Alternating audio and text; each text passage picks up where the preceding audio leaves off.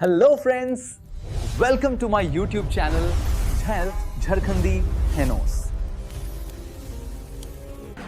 राजा ने बड़े सम्मान के साथ जादुई शंख भीमा को भेंट स्वरूप दे दिया।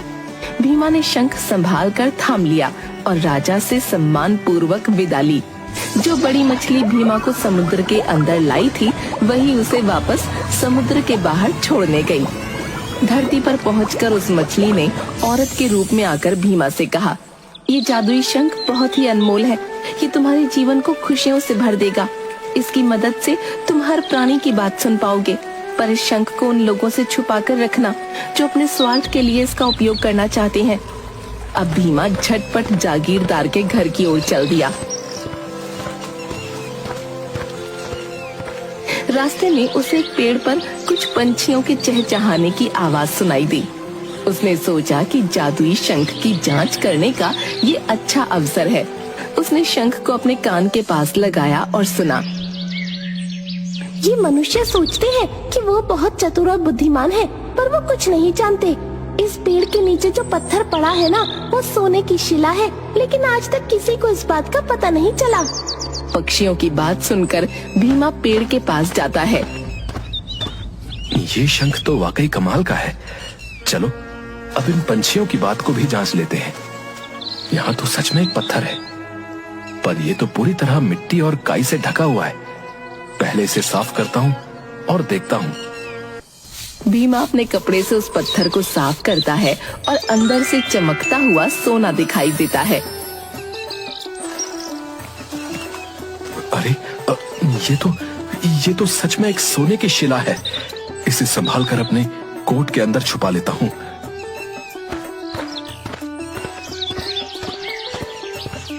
वो जागीरदार के घर पहुंचता है। घर के दरवाजे पर उसे एक संदेश दिखाई दिया। नोटिस पर लिखा था, जो कोई भी मेरी बेटी को ठीक कर देगा, उसे मुंह मांगा इनाम मिलेगा। बाग में काम करते समय उसने कई बार उस लड़की को देखा था। वो सदा मुस्कुराती रहती थी। अक्सर बाग में लाल चिनार के पेड़ के नीचे पक्षियों को दाने खिलाया करती थी। मनी मन भीमा उसे इंद्रधनुष राजकुमारी बुलाया करता था। वही इंद्रधनुष राजकुमारी बीमार थी। जीवन में पहली बार भीमा उदास हो गया। मैं अपनी इंद्रधनुष राजकुमारी को बीमार हालत में नहीं देख सकता। मुझे उसे ठीक करना ही होगा, चाहे जो भी हो जाए। हाँ, मैं उसे जरूर ठीक करूंगा। वो हवेली के अंदर जागीरदार के सामने जाता है। क्या बात है भीमा, तुम यहाँ क्या कर रहे हो? मैं आपकी बेटी की सहायता करना चाहता हूँ। मैं उसकी बीमारी ठीक कर सकता हूँ।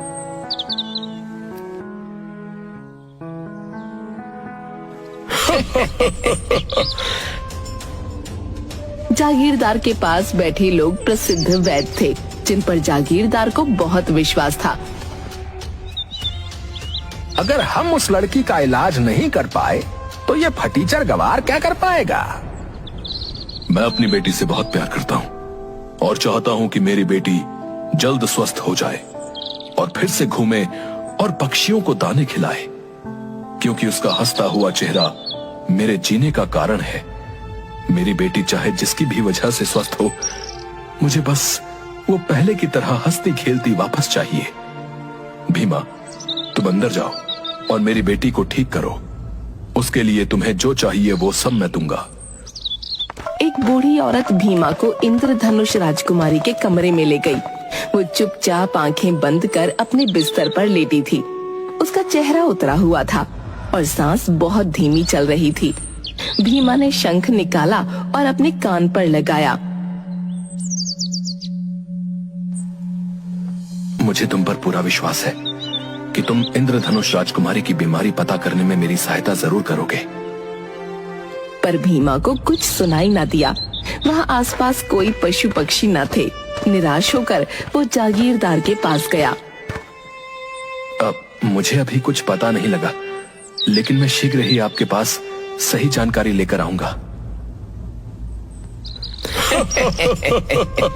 हमने तो पहले ही कहा था कि ये गवार क्या कर पाएगा, लेकिन जागीरदार साहब, आपने फिर भी इस पर भरोसा किया।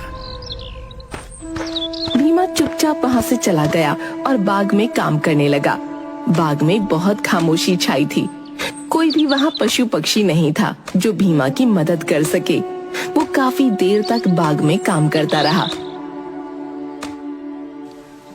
रात होने पर बड़े पेड़ के नीचे रहने वाला सांप वापस आ जाएगा, या फिर तालाब में रहने वाला छोटा मेंढक लौट आएगा।